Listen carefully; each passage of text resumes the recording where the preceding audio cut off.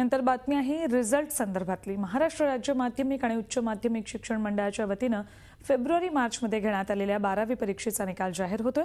दुपारी 1 वाजता मंडळाच्या अधिकृत वेबसाईटवर हा निकाल जाहीर करण्यात येणार आहे। राज्य शिक्षण मंडळाच्या पुणे, नागपूर, औरंगाबाद, मुंबई, कोल्हापूर, अमरावती, नाशिक, लातूर आणि कोकण अशा 9 विभागीय मंडळांमार्फत घेण्यात आलेल्या 12वी परीक्षांचा निकाल एकाच वेळी जाहीर करण्यात येणार आहे।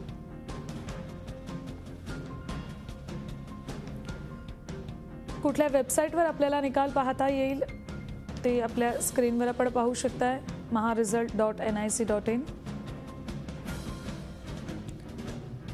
महाराष्ट्रएज्युकेशन.com,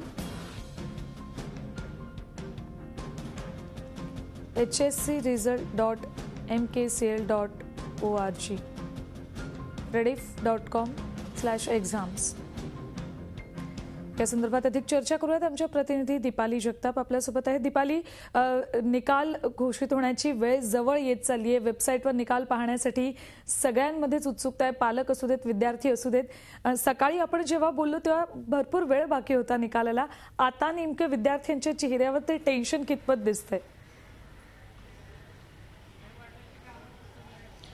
सुवर्णा, नक्कीच थोड्याच वेळात जो आहे निकाल जाहीर होणार आहे। 12वीचा अवघे 2 तास उरलेले आहेत आणि हा निकाल दुपारी 1 वाजता जी अधिकृत वेबसाईट आहे बोर्डाची त्याच्यावर ऑनलाईन दिसणार आहे। यासाठी विद्यार्थ्यांना आपला रोल नंबर जो आहे तो टाकायचा आहे त्यामध्ये आणि त्यांना सगळ्या विषयाचे आपले मार्क जे आहेत ते दिसणार आहेत। अर्थात विद्यार्थ्यांमध्ये याचं टेन्शन नक्की आहे।